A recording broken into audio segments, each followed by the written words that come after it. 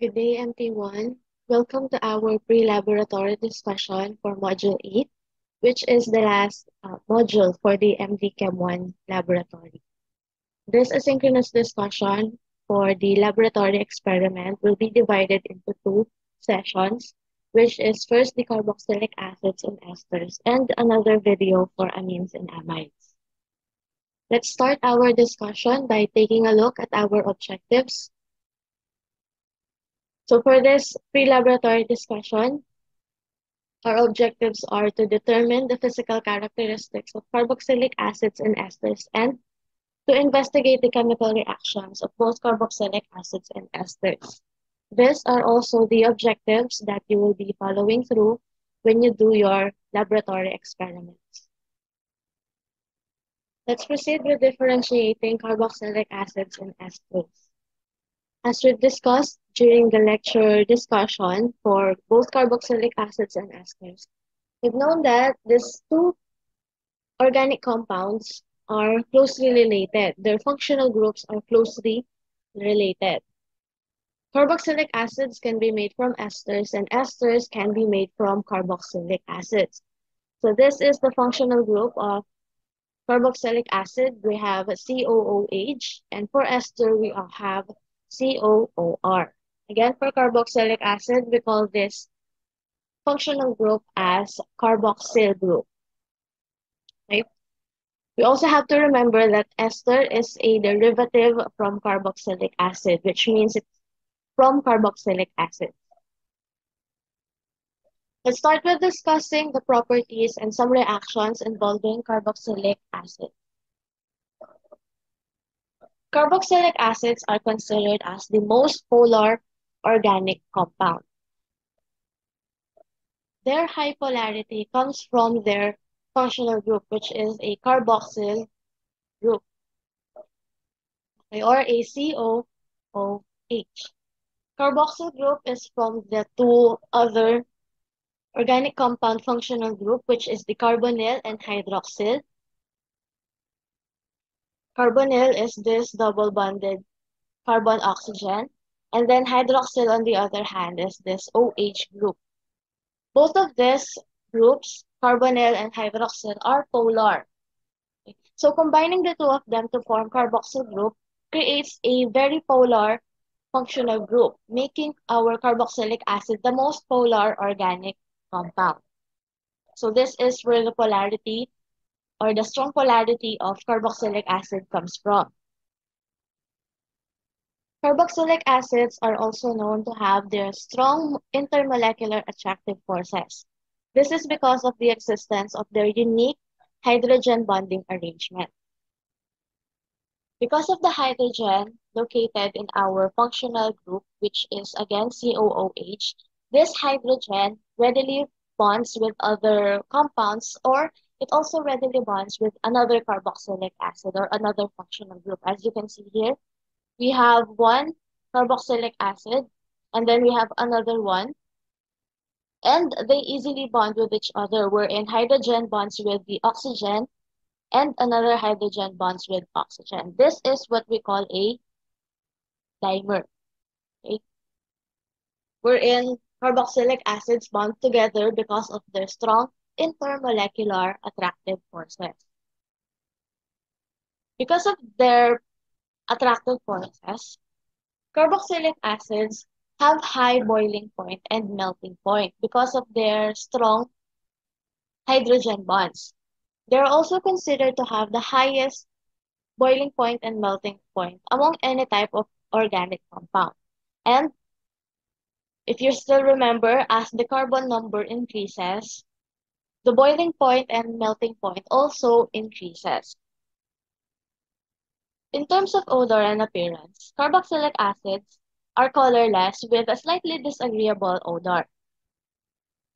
They also depend their appearance, okay, and their properties depending on how their molecular weight is or on how many carbon they have. Low molecular weight, or those with lesser carbon number in their compound, is liquid at room temperature. They also have sharp, unpleasant odor. Comparing it with a high molecular weight, they are wax-like solids and they are odorless. Again, their appearance and their properties, physical properties, depend on their molecular weight. We've said a while ago that carboxylic acids have strong intermolecular forces or bonds, which is also related to them being readily hydrogen bonded with water.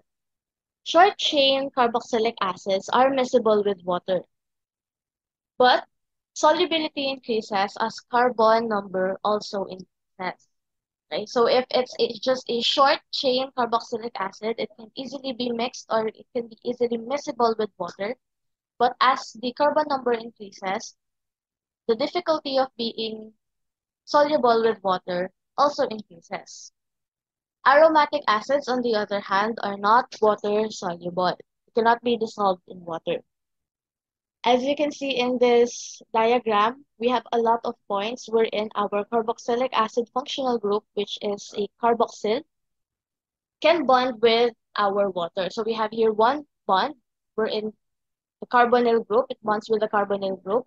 Another bond with the oxygen group of the hydroxyl, and in the hydrogen part of our also hydroxyl. So it can readily bond with water. As we've said, as the carbon chain increases, solubility also increases in difficulty. It becomes more difficult to dissolve it. Let's have a quick review on the common names of carboxylic acids. Again, in carboxylic acids, we form their common names by taking the Latin or Greek root name for the specific number of carbon atoms and adding the suffix ic acid. Okay, we are looking for the Latin or Greek root name for their source. And we're looking usually for their source. We have here formic, acetic, propionic, butyric, valeric, and caproic. You might be familiar with them already as they have been discussed in our lecture discussion. Let's now take a look at the reactions involving carboxylic acid. How do this reaction take place? In carboxylic acids, there are different types in wherein a reaction may take place. First, they might be a cleavage of the OH bond. When we say an OH bond, this is the breakage of the oxygen and hydrogen in our hydroxyl group. This is our hydroxyl group. So when we say cleavage of the OH bond, it's wherein hydrogen and oxygen will break their bond. This is for the cleavage of the OH bond. Another wherein a reaction may occur in a carboxylic acid is the cleavage of the carbon-oxygen bond of COH, wherein the carbon, our central carbon, will break its bond from our hydroxyl group. This is where the cleavage or the breaking of the bond happens. Another one that can cause reaction in carboxylic acids is the cleavage of the carbon-to-carbon bond in carbon and then with our functional group. This happens in this part. Okay, so let's say for example, our group is replaced with a methyl. So this is CH3. So the carbon-to-carbon bond between our rest of the molecule and our functional group breaks. And then for the last one, we have the alpha carbon hydrogen bond. This breaks in this first methyl or first alkyl group, so it happens in our rest of the molecule wherein hydrogen and carbon will break their bond. So it happens in this area. So when talking about the reactions of carboxylic acids, we are taking a look at these different cleavages between the molecules. So let's say, for example, a specific reaction of carboxylic happened. It might be one of these four. Now, what are some of these reactions that we are talking about? First we have is the acid-base reaction of the carboxylic acid, which results in the formation of salts. We also call this as the neutralization reaction, wherein, again, it's simply a combination of an acid and a base, wherein our acid is our carboxylic acid, and a base is any available strong base. It results in the formation of a carboxylic acid salt, which is an ionic compound wherein the negative ion is the carboxylate ion. Let's take a look at our example. We have here a carboxylic acid or COOH. And then we have here a strong base, which in this particular example is a sodium hydroxide. Upon mixing them or upon reacting them with each other, since this is an acid and this is a base, they will produce a carboxylic acid salt, COOH salt, and the byproduct of water. What happens here is that the hydrogen from the functional group of COOH or carboxylic acid breaks away from our compound. On the sodium hydroxide, on the other hand, or the strong base, the OH group breaks away from our compound. So what happens is that there is a substitution reaction between the hydrogen from our carboxylic acid and the element, right, from our strong base, which is in this part is our sodium. So there is a switching, okay? Switching that happens or a substitution reaction that happens, which results in the formation of our carboxylic acid salt and water. So we have here H2O, okay, wherein the hydrogen is from the carboxylic acid, and then we have the positive ion, which is our sodium. As stated in here, carboxylic acid salt is an ionic compound wherein the negative ion is our carboxylate ion. The carboxylate ion that we are referring to is this one. Right? We have here our carboxylate ion. This is our negative ion. Hopefully, you're following through with the acid-base reaction or simply neutralization. Let's proceed with another reaction of carboxylic acid, which is reaction with alcohols. Reaction with alcohols of carboxylic acids is also known as esterification or the formation of esters. If you react a carboxylic acid with an alcohol and then catalyze it by a strong acid, you will produce ester with the byproduct of water. Shown here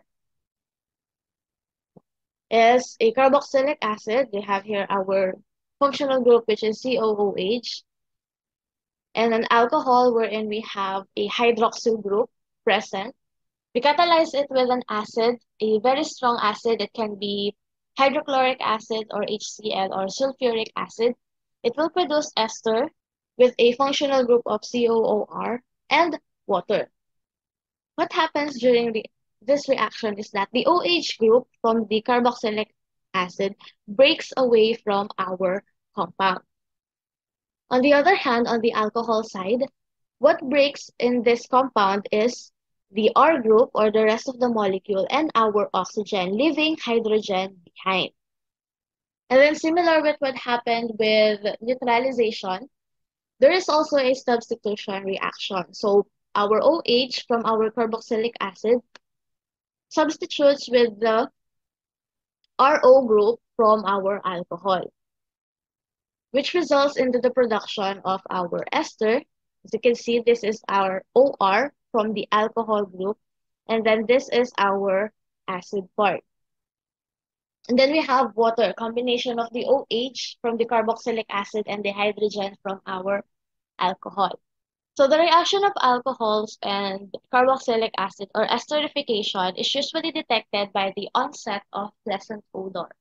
So it removes the unpleasant odor of carboxylic acid, replacing it with a pleasant one. This is one of the indications that there is a reaction that happened or that esterification took place. We're now done with discussing carboxylic acids, its physical properties, and some of the reactions. Let's now proceed with discussing esters. For the properties or the physical properties of esters, notable there is that they don't form hydrogen bonding among other molecules of itself, meaning they do not bond with themselves, unlike carboxylic acids wherein they easily bond with themselves because of that strong intermolecular attractive forces. They also have significantly lower boiling point, lower than alcohols and acids. Okay?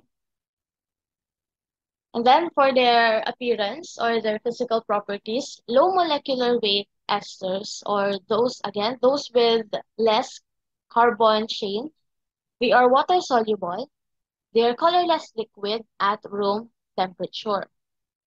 High molecular weight esters, on the other hand, or those with more than 5 carbons on their compound, are sparingly soluble, or they're starting to have difficulties with being soluble in water.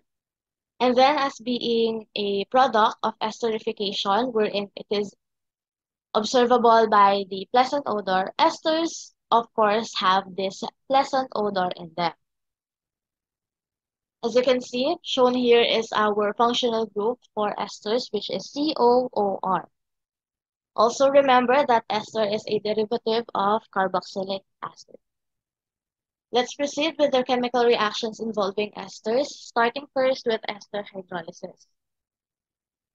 Ester hydrolysis is the breaking of the carbon-oxygen single bond that holds the alcohol part and the acid part in an ester. During this chemical reaction, there needs to be a strong catalyst, such as an acid, a base, or an enzyme. Similar with esterification, this one needs a strong catalyst so that it can speed up our reaction. So here is what it looks like. So when we say ester hydrolysis, from the name itself, hydrolysis, this is also the addition of water. So we are combining an ester and water, catalyzing it with a strong acid, base, or an enzyme to produce carboxylic acid in an alcohol. In this one, it says here breaking the carbon-oxygen single bond that holds the alcohol part and the acid part. Again, this is our alcohol part. This is our acid part. What happens then is the OH from the water bonds with our remaining acid part to form carboxylic acid, and then the remaining hydrogen bonds with our OR group to form an alcohol. You might have already observed its relationship with esterification, so let's take a look at this diagram. So ester hydrolysis and esterification are interchangeable processes. So if you have a carboxylic acid and an alcohol, you can add a strong acid or strong base with it to form an ester. You can catalyze it with a strong acid or strong base to undergo esterification to produce ester. And then in ester hydrolysis, you can add water to produce carboxylic acid and alcohol. Okay, so they are interchangeable. Another chemical reaction involving ester is saponification. Saponification is a hydrolysis of an organic compound in which a carboxylic acid salt is one of its products. In this part, specifically for ester saponification, we are going to use NaOH or sodium hydroxide and potassium hydroxide as a base in ester saponification to produce what we call a carboxylic acid salt and alcohol. So what happens here is that you are combining ester with water and our strong acid to produce carboxylate, which in time will produce a carboxylic acid salt, okay, and an alcohol. Again, it produces a carboxylic acid salt. This is one of the things that you need to remember for saponification, the products. Now, saponification produces salts of fatty acids we all know as soap. So in making soap, it undergoes the process of saponification. This is also what we call the reaction of fats and oil with a strong base. So this is the structure of a soap. The cleansing reaction of soap is attributed to its structure. Remember that when you have oily hands, like from when you were cooking, you immediately wash your hands with soap to remove this oily feeling. Now, this cleansing action of soap is because of their structure, wherein it has a hydrophilic group, okay, which is its water-loving, and then we also have the hydrophobic group. Because of this structure, it can easily bond with water-soluble material and fat-soluble materials. The structure of the soap, okay, given by the saponification process, is what gives us its cleansing action. That's it for our part 1 of pre-laboratory discussion for Module 8. Here are some of the references that I've used. If you have any questions regarding our discussion for today, you can email me at my AUF email or you can simply message me on Canva. Have a short break before proceeding with the second part of our laboratory discussion. Thank you.